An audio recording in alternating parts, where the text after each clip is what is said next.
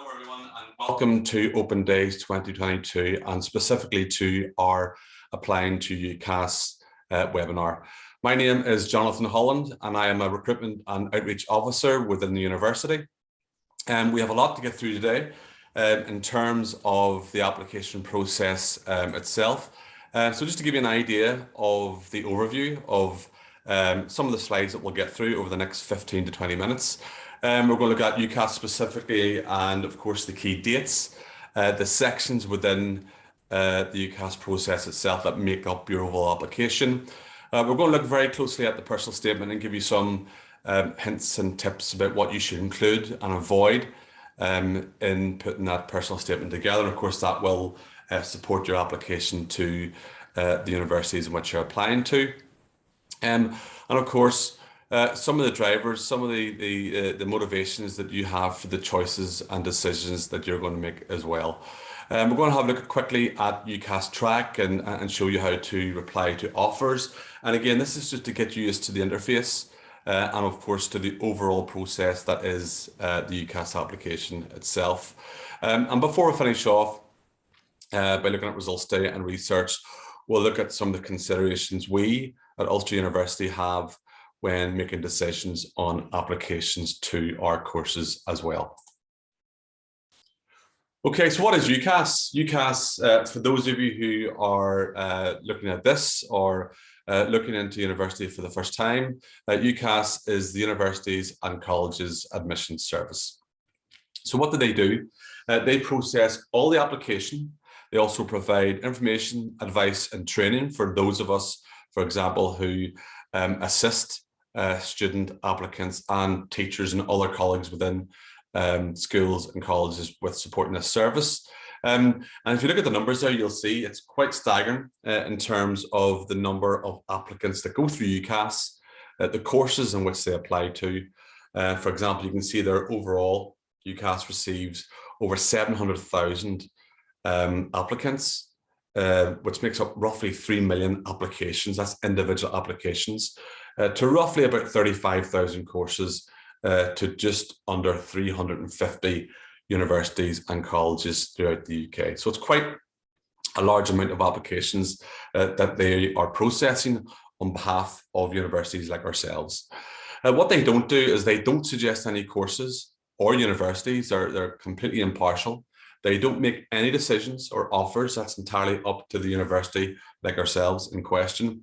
And they don't offer any advice on finance. For example, if there are programs that are fully funded, part funded, or if there are any advantages to go onto courses that are either of those. So they're completely impartial to all that. But what they do very well, of course, is they provide you with lots of information, advice, and of course, for those of you who will be giving you support training on all things Ucas and the application. And for that matter, and it's something we'll touch on later on, there is a host of brilliant resources for you to access on the Ucas website when you start to make your application itself. So it's an online application. It's all done on ucas.com/apply, whether it be by the desktop or by mobile services. One of the things that we have noticed over this past couple of years is that they've really ramped up the interface to make it a lot slicker, a lot easier for you to use, a lot less clunkier. So you should be able to navigate your way through the application process fairly simply to do that.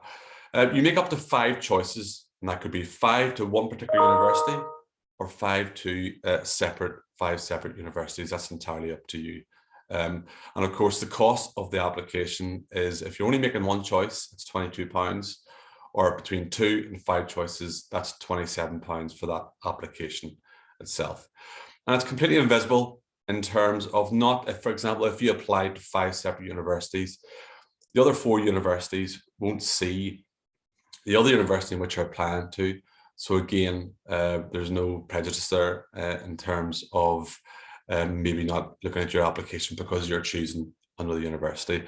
There isn't any preferential order in your initial 5 choices. So none of the universities will be taking that into account either. There are a number of key dates. Now, what I might add here is on the Ucas website, they still haven't updated completely the 23 entries. So for those of you who are applying this autumn coming, you're typically would be applying for September 23 entry, and that application form, essentially is opened already. But the first day or first receipt of completed applications wouldn't normally be until the first week of September, as the date shows you there on the slide. But the application deadline date will be after Christmas on the 25th of January. Some of these dates, slightly irrelevant to you because you may be a first-time applicant, have slid a little bit because of the pandemic. Usually it would be the 15th of January, but there's been a bit of flexibility over this past couple of years to allow for the upheaval we, and especially you as applicants, have gone through as well. And of course, you can see there one of the most important dates in the calendar is the A-level results day. I know some of you will be doing BTECs. A-level results day typically is the day that lots of things are confirmed based on the results. We'll touch on that later on. And that in 2023 will be the 17th of August, or it is at the moment, and it more likely will stay around that date. So just to confirm there, the Ucas deadline date for those of you who are looking to get into university in 2023 is the 25th of January 2023. And just to give you a little flow through here of the application process itself, on Ucas Apply, it's a lot slicker looking than this. I'll give you a little fly through in a second or two of what that looks like. But just to break it down into sections, you register on Ucas Apply, you're given a unique personal ID, and that's the ID that you will use to log in with a password throughout the course of your application. There are 8 sections, as you can see there: personal details, additional information, student finance, choices, education, employment, personal statement, and your reference, so to speak. Now you can see there probably the most important sections there would be your choices, and of course your ability to support that or those choices with a personal statement as well. So once you complete that part of the process, your teacher or advisor will add their reference again to support your application, and they are then sent to Ucas, who will then in turn farm those out to the universities in which you've applied for in order for them to make the decisions on the choices that you've made. And again, we'll touch on what they are later on and what those decisions could be. So just a little video fly through here of the Ucas website. As I said, they have fairly slickened up the interface, and there's lots of different tools. For example, the Ucas tariff tool, for those of you who are applying with different qualifications. You can add obviously your choices, search by institution. That institution will then pull down all the courses specific to that particular university or college. And of course, just to double check which campus, if it is a multi-campus university like Ulster University would be as well. And again, also just to reiterate, for example, the year of entry. And in most cases for you guys, this will be 2023, unless you're deferring your entry to 2024 itself. So once you log on to Ucas Apply, you'll be able to go throughout the process and complete it and go back to certain stages until you're 100% completed the application itself. So everybody knows how to fill in their personal details, their name, address, postcodes, of course, your education to date. But the most important aspect of the Ucas application form for a lot of universities would be your supporting document, which is your personal statement. And that personal statement, in effect, is the only section that you have full control over. For example, if you're studying certain A levels or BTECs, whilst you have control over that, those grades don't come out until July or August. The personal statement is your opportunity to sell yourself. It's the same personal statement for all your choices. And, you've got a lot of time to articulate that, to construct it. But you can only do that once you know all the courses in which you've applied for. And, an applicant has every right to apply for 5 completely different courses, for example, say physiotherapy, business, arts, and maybe architecture. Largely speaking, a lot of students would tend to stick to specific areas, making the personal statement a lot more convenient to write as it would be if you're trying to write across a number of subjects. You get 4,000 characters, which is roughly about 47 lines, an A4 page. And again, if you start that now, based on some of the subject choices that you're making, it'll not be long before you have the bones of a personal statement in which you can then really start to define and then really refine and have more conviction in as well. It's important to note that there isn't a spelling or a grammar check, probably deliberate, of course, but it's advisable that you compose that initial personal statement in a word processor, do your spell check, run it by as many people as possible for structure, for grammar, for spelling, and for impact before copying and pasting that. And again, checking that again once it goes into the Ucas page again. And just to point out again, there's no formatting allowed as a part of that process. What are we looking for, or what are you looking to put down? Your academic achievements, past and present. Again, don't be scared to boast. Okay, it's up to you. Nobody else is going to do it for you. We want to know why you're interested in applying for and studying that particular subject. Your knowledge of the subject area. Have you read up on the syllabus, how the course is taught, how many hours, for example, is involved in studying that particular program, what do you enjoy about studying in general, for example, independently or as part of a group. All these matter. All these sort of aspects matter to universities. They want to see evidence that you are a willing candidate and that you will be a successful candidate and a successful graduate of that particular course as well. So lots to think about there. Some do's. Know your strengths. One of the things that you'll probably realize, as everybody does when they get older, more experienced, is you do start to recognize your strengths and your weaknesses, and that allows you then to, I suppose, address both of those and get better in certain areas. But it's not a bad thing to know for your personal statement and to outline those clearly as well. We want to see your enthusiasm and what you're interested in, whether it be recreationally or academically as well. All these things, of course, put together make a more rounded potential student of the university. And in order to do that, of course, you'd want to be producing as many drafts and running it by as many people that you trust as possible and accept constructive feedback, and so that you can make that better as well. What you don't want to do is buy or copy anybody's personal statement or even share yours. Don't exaggerate, because if there is another process and whereby you may be asked to come along for an interview, you would really have to be able to back that up with evidence that you actually were the manager of the shop, or that you did run this project, or were involved in something that had a huge amount of responsibility. And that will come through an interview if you haven't actually gone through that experience.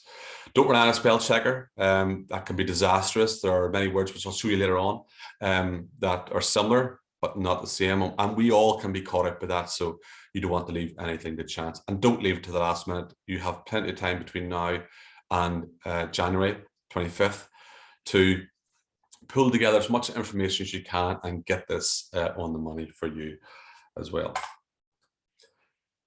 You can see there I've segued onto some Ucas slides. I mentioned earlier on that Ucas have some brilliant resources to help you understand the Ucas application process, but also to help you write the personal statement and to become more effective, more efficient, and more economical in your creative writing, but also a document that's going to sell you as well. And you can see there's a Ucasometer, and it is detecting or scanning this particular statement that you see in front of you. For example, get into the habit of being very critical with the number or choice of words that you use in a sentence. And it continues right down, giving you, a sort of a long-winded statement, which could be put more succinctly.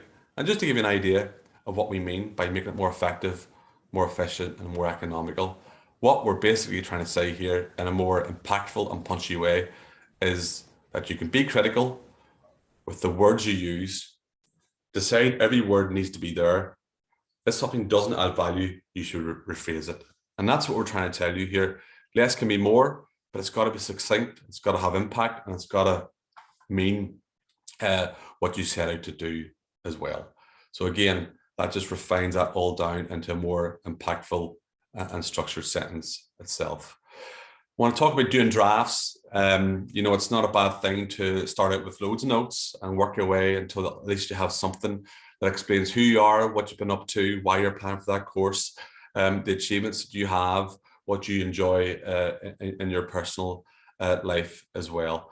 And again, we want you to highlight those in the best possible way that you can. But again, always ask yourself, so what? What is going to make this even better? We want to see you emphasizing what you learned out of the particular experience you had. For example, things like organizational skills, planning skills, collaboration, commitment. Did that play a part of your particular experience that you were involved in? And again, starting to highlight some of the words here, for example, courage and competence, emotionally draining with regards to the volunteering work. Again, that shows the level of commitment you have had as well, that you developed compassion and other skills and empathy within that particular environment. And again, highlighting things like care and communication skills that you would have nevertheless not have done had you not have gone through that particular experience itself. And again, we all have, and we all say idioms and of course use wrong spellings, but you've got to make sure that you cross-check everything with people that you trust and people who can give you good criticism and that you'll take on board as well, because we all make mistakes. And you can see some cracking examples there that have been submitted to Ucas in the past as well. Okay, so moving on to decision making. So how do universities, and in particular Ulster University, make our decisions? Well, we initially will review the grades, your personal statement, and of course any reference. And that will, I suppose, be flexible depending on the course that you're applying to. Some courses are more competitive than others, so we might just look specifically at grades or grades plus personal statement, and of course maybe also the reference as well. And then of course there are other programs that require you to do admissions tests, interviews, or even submit portfolios or attend an audition as well. And then of course from that we make you one of three decisions. One is your unconditional offer, and that's whereby you probably have the grades, the qualifications, or the experience already that we would like, and we would invite you to take the place on the course as you are. Of course, continue to do your studies and complete those as well. Another decision is the conditional offer. That's whereby, of course, you have made your application up to Christmas in January, and you're completing your A-levels, your BTECs, and our offer is based on you completing those qualifications to a particular grade. For example, if we're looking for an N2Bs in English, history, and politics, and that's what we expect you to get onto a particular course which you've applied for.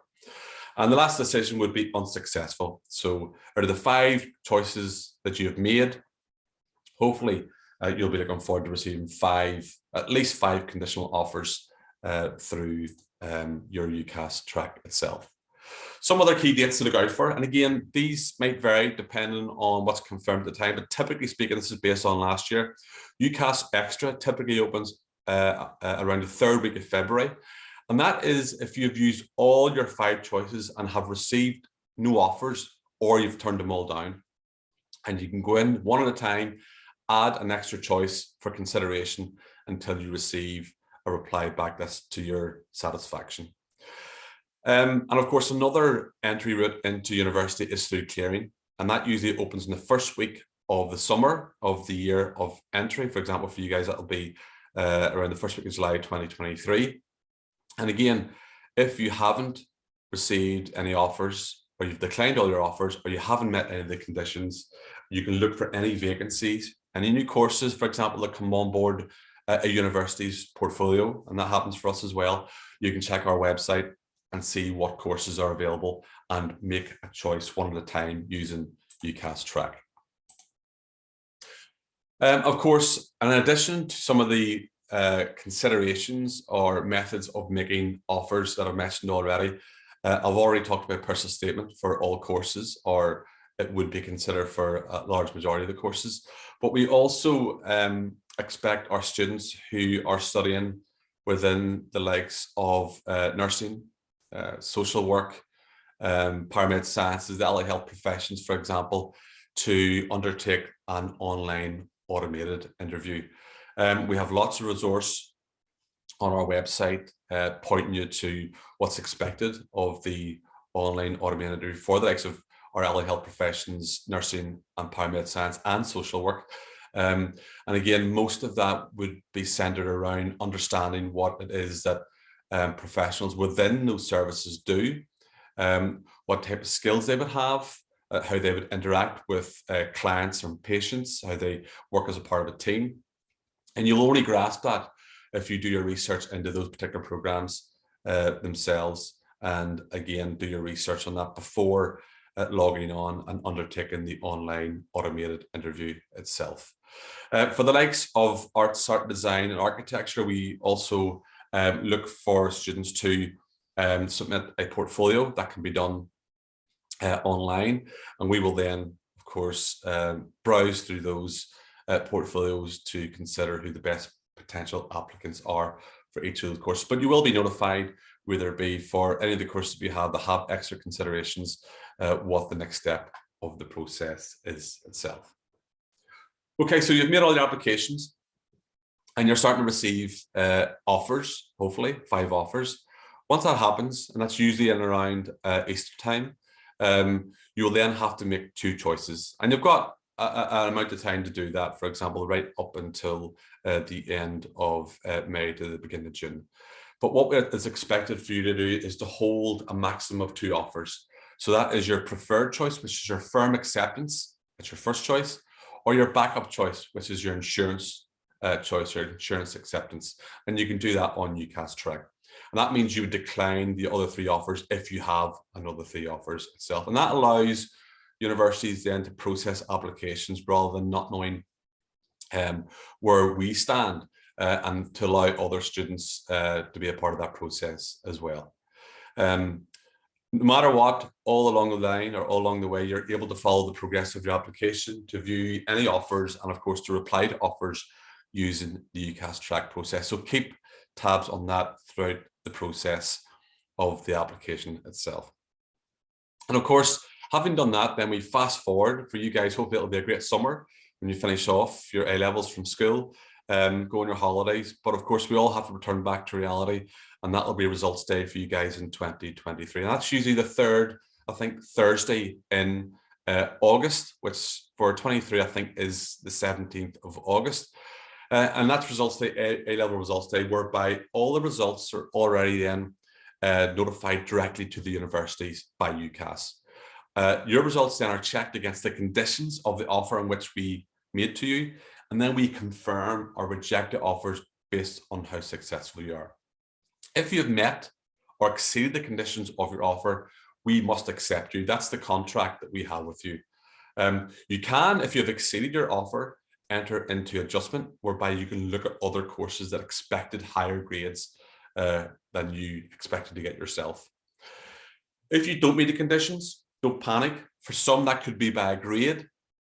Universities will still be processing applications, and sometimes A-levels and subjects and BTECs play harder that particular year. So it's not always the case that universities will, I suppose, meet the conditions, or the students applying to the course will meet the conditions of the courses that universities set. So there may still be a case that you'll get in. But if you have missed it by a larger margin, for example, 2 or 3 grades, the likelihood is you'll be declined from that course, and then you can explore options within clearing itself. And that clearing, of course, offers you many opportunities for courses. And for some universities, including ourselves, you'll find new courses that come on board the portfolio. Some of our courses, for a lot of our popular programs do come online and be available through clearing itself. And some of our most successful students have come through university via the clearing process, either having not applied in the first place, having applied and changed their minds, or maybe having missed, fallen short, and maybe looked at alternative options through clearing itself. Okay, moving on to scholarships. Some of you might be interested in finding out about scholarships, awards, financial awards, and they are awarded for different reasons. It could be for high achievement, but they could be for other reasons. For example, geographic, socioeconomic reasons, whereby we have sponsors, or there are organisations who work with the university who like to offer applicants to the university opportunities or financial awards based on where they're from as well. Nevertheless, you can see all of our scholarships online at ulster.ac.uk/scholarships. And of course, you don't know Ulster University if you don't know we're all about sport as well. Sport, not just for our talented athletes, but also for students of all abilities. But the slide here, of course, is pointing towards top performers. And if you would like to be considered a talented athlete at Ulster University, you can apply. That application comes online in September at ulster.ac.uk/sport. And through that, you can apply. And if you're successful, you get a number of benefits, £500 towards sports facilities, gym membership, mentoring, physiotherapy sessions, and of course a 2-grade reduction or equivalent for the course that you're applying to as well. And of course, just to finish off with regards to research, what you should be doing now, well, of course, between now and September, October, November, roughly, when you start to complete this application, you should be researching the courses that you're interested in. That could be based on any career aspiration you have, or it could be because you're particularly strong in a subject at school through your A-levels at BTEC now. So it'd be beneficial if you start that process as quickly as possible. Maybe look into some extracurricular activities or work experience. Again, that would broaden your outlook. It'll maybe help put more substance into your personal statement itself, and again, in some cases help you really understand the choices that you're making in your application form itself. But again, more than that, giving you more confidence, developing certain skills that I'm sure you've covered throughout any of your careers classes and highlighted at school or college as well. Because we want to see evidence of you going beyond the syllabus, and again, that should come out in your personal statement in your application form itself. But again, most importantly, I suppose, whether you're at school or college, is to focus on this year's studies. And again, that is so that you can achieve the best possible grades that you can. Okay, so folks, that's the end of this particular webinar. If you do have any questions or want more information, you can go to the ucas.com website, where you'll find out more resources on how to build personal statements.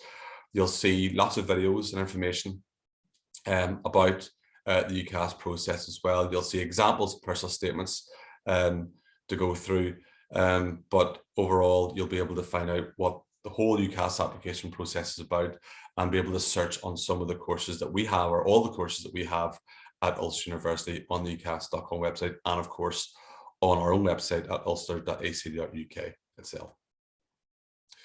Okay, thank you for listening, and you'll find lots more information and of course videos about our Open Days 2022 at ulster.ac.uk/open days, and hopefully we'll look forward to seeing you at Ulster University in 2023.